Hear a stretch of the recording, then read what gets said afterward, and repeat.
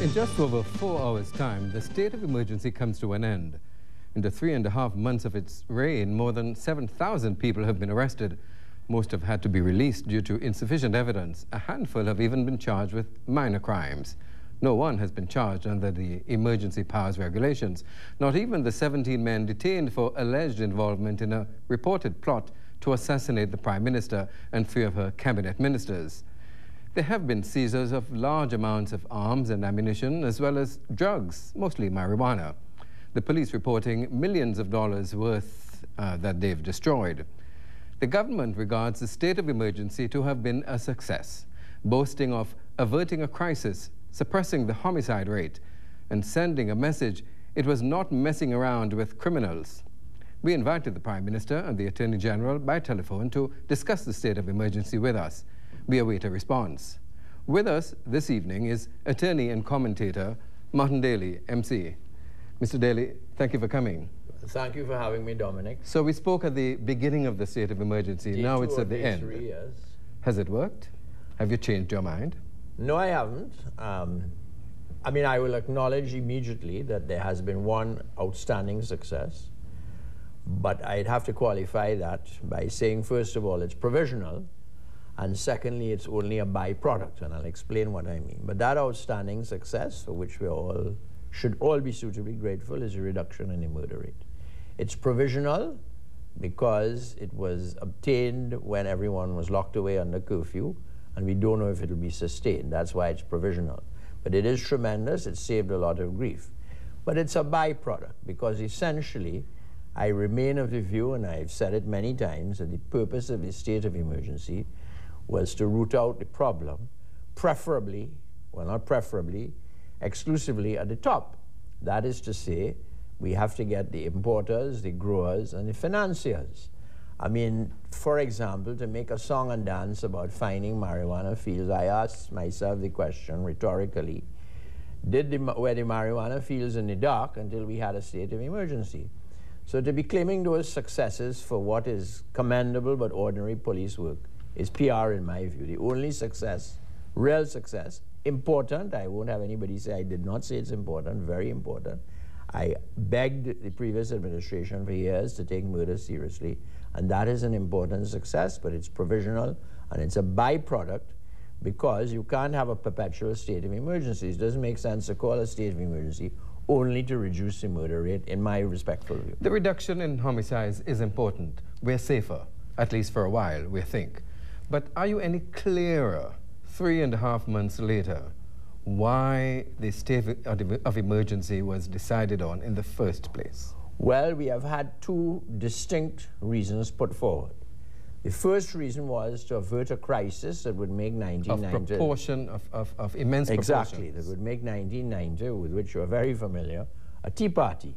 That was the first reason. Then within days, they started to back away from that and say, well, it really was, I'm not using my own words, to suppress crime. And that would be fine, provided you were rooting out the enduring causes of crime. So it is not any clearer to me, and the government's public relations, well, if that's what it is, are awful because they have too many spokesmen. I mean, Michael Harris today, for example, in your paper, The Express, pointed out all the contradictions between the Attorney General saying they are going after the big fish and that the guys in the Hyatt were big fish, and so on. And then some unaccountable spokesman, who I don't believe has done a declaration under the Integrity Act, by the way, some unaccountable spokesman saying, state of emergency isn't for going after big fish at all. Well, if the state of emergency isn't going after big fish, what did we call it for? So it's very contradictory, very confusing, and there's a huge credibility gap. So what's the caliber of fish caught so far? Well, I don't think it's... Any fish at all? Well, I think it's a little carried, yes, but I don't think, because where are the financiers, the importers, and the growers? It's all very well finding, picking up the distributors, if that's what they are, but where are the importers, the financiers, and the growers? And I will not be satisfied until that is attacked. To be fair, are you being too harsh on the government? There are national security issues, apparently, that cannot be disclosed. The government is linking the state of emergency and the crime rate to a drug trade of enormous proportions. In fact, they have confiscated quite a number of drugs, and there's a reported shortage of illegal drugs on the market. Is it possible that people are being too harsh and unfair on the government? Well, it's not about being harsh. Confiscation of drugs is important but normal police work. What advantage do you get from a state of emergency if you simply, important though it is, making fines? I believe that one of the real reasons for using the state of emergency to attack crime, which they've never said, I mean, this is just my speculation, is that they wanted the advantage of having a period with no search warrants and a period of, in effect, I'm using the word loosely, doubling the size of law enforcement in that the members of the army and so on became policemen as well. And if that was it, that's quite clever. But we can't do that indefinitely. Well, it didn't do it indefinitely, but did it achieve anything substantial? Well, not that impresses me.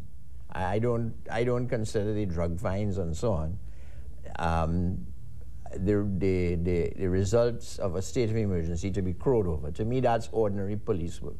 But I will keep an open mind. And what of the assassination plot, the reported assassination plot?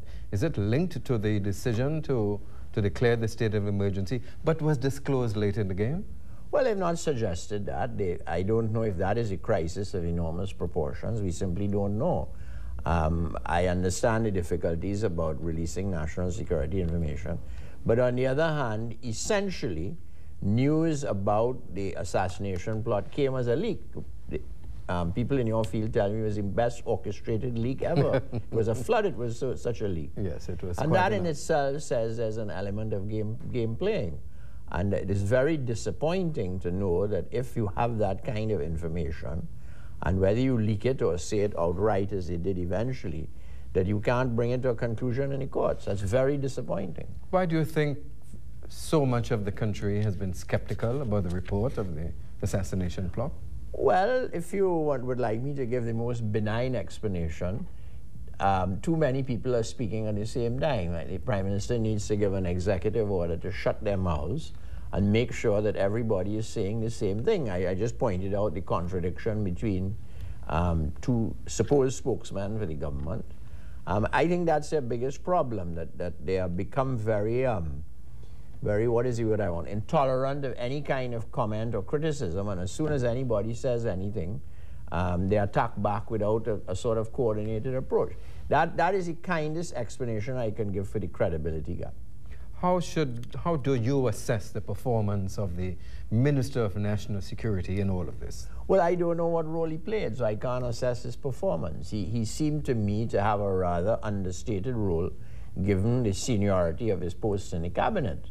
And I am not happy when I see that my Minister of National Security is staying quiet, and lesser mortals, if I can call them that, speaking. That can't contribute to the credibility gap. I can't assess his performance because I don't know his role. Do you think the advisor to the Prime Minister of National Security appeared to have more say in what was happening? I have no idea. I don't even know what advisors do. I have a pet peeve about advisors in that they appear to have enormous influence, but they don't, like everyone else, have to sign declarations under the Integrity Act, and they're not subject to the other restraints of people who wield that kind of power.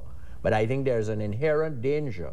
It's not got anything to do with the personalities. There's an inherent danger in having a minister and someone who's not in the cabinet speaking at the same time in discordant voice about a matter as important as national security. And they really need to deal with the way in which they communicate with it. That's the most benign explanation I can give. I don't buy into all these conspiracy theories that they made it up and so on. I'm sure they didn't make it up. They just weren't able, apparently, to get evidence sufficient to go to court. So what happens now with the 17 people being detained in Santa Rosa? The state of emergency ends at midnight. One presumes that they're going to be set free at a minute after midnight? I imagine, according to their taste, a cook is being prepared all now. You see, there's something else, Dominic, in our first interview I warned about, and I also feel strongly about. I tend to use graphic language, but they haven't hung the jack. I told you that they had to hang a jack. I said in September they haven't hung the jack, and they haven't hung the jack. And the thing I am most afraid of is that by not making any serious breakthrough in the sense of cases to take to court. They have increased the swagger of the criminal element, and that's a big concern of mine when I talk about backlash. I mean, you play your strongest card, and nothing happens with a resolution in the courts. And I think to overcome that kind of that kind of flop, for want of a better word, is going to be very difficult. I feel the fellas are swaggering more. So what kind of backlash do you think is likely? Well, I'm concerned about several things. On the assumption that they disrupted people's businesses. People will have to get back into business, and they'll have to get back into business swiftly to make up for the trade that they lost. I anticipate that the criminal element will have a certain sense of swagger, to repeat what I said. And I just fear that when you stir up this kind of dust, you really have to be prepared, you know, to get a little flu and so on afterwards, if I can speak in that metaphor. But those are my two worries about areas of backlash. Having correctly sought to disrupt the trade, fellas have to make back the money they lost. And I mean, I was watching while you wait in your waiting room a program in which someone was saying live on TV in relation to the death of a son, for which I completely sympathize, the people out there ready to take revenge. So presumably if there's no curfew, that sort of cyclical killing is going to start all over again because we haven't attacked the root problems. From your reading of of the response of the society, what is the political price a party like a government like this might pay? Should there be a widespread view that the S.O.E. has not worked? Well, I mean, I'd leave a detailed answer to that to the political scientists. What I would say is that when you acquire a credibility gap, particularly among what they call in other countries the floating voters, that could be that could cause you to pay a high price. You see, many people, never mind the oversensitivities of this government, many people wanted a change precisely because this government was preceded by a government that gained a credibility gap. And the government doesn't seem sensitive to the fact that people are disappointed. They tend to attack them and say, oh, you're a this or a that, or you belong to this party. But the real problem is when you develop that kind of credibility gap, when people stop believing in what you say, or they say you're dunce. You remember Chambers dunce with funny? When you develop that kind of credibility gap in this society, it's very hard to recover. And your hardcore can't save you because there are now, in my view, enough people in politics or people who observe politics and vote in the middle who, if they're dissatisfied with both sides, will stay home, and that affects the result. So a government with a credibility gap and an opposition with a credibility gap? Huge credibility gap. Let's mince no matters about that. I mean, the opposition is not being sensitive to what they're saying. They're still not being sensitive of what they're saying about loss of life. It's no point calling it a quote-unquote dismal failure. To this extent, I agree with the Prime Minister. If we saved, according to the statistics, they've given us 100 lives, that's a good thing. And so I can't, taking a balanced view, write it off as a complete failure. And the opposition still hasn't come to terms with the fact that many of us don't like the idea of people's sons and daughters just being killed, you know, like cattle. So I think we have a problem. In fact, I have recommended, it won't happen, but they really need to sit down and decide what is the joint approach they're going to take about the turf that is occupied by violent crime. With Patrick Manning holding separate news conferences from Keith Rowley, is it further diminishing the strength of the opposition? Well, I don't know how they're going to solve that problem. I expect to wake up any day and find out that, what is it, they have 12 MPs, that 7 of them have signed a paper the way this thing is going.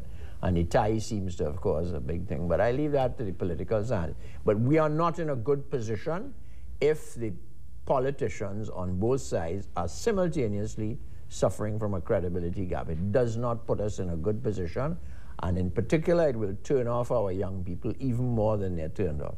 And I think, you know, taking a balanced view of things, really, there's nothing in what I'm saying to evoke any kind of political hatred. Those are the facts. But what does this say for the governance of the country and confidence in the governance of the country? Well, you can't get people to behave properly if they don't consider they're being set the right example. So of course it has governance fallout as well. I don't think there's any question about that. So it is likely that lawlessness may well prevail? Well, I wouldn't like to make as strong a statement as that, but I am concerned. I am concerned. Mr. Daly, I've just gotten word that all the detainees have been released. Well, I'm not surprised. Why do you think they didn't wait until midnight? Probably to avoid a circus or to have people waiting around speculating any further. I mean, it's good in a way that they throw up their hands if they don't have the evidence. But I think it's best to avoid a circus, again, to avoid the swagger and so on. Martin Daly, thank you very much for joining us. Well, thank you for having me. This is the TV6 News.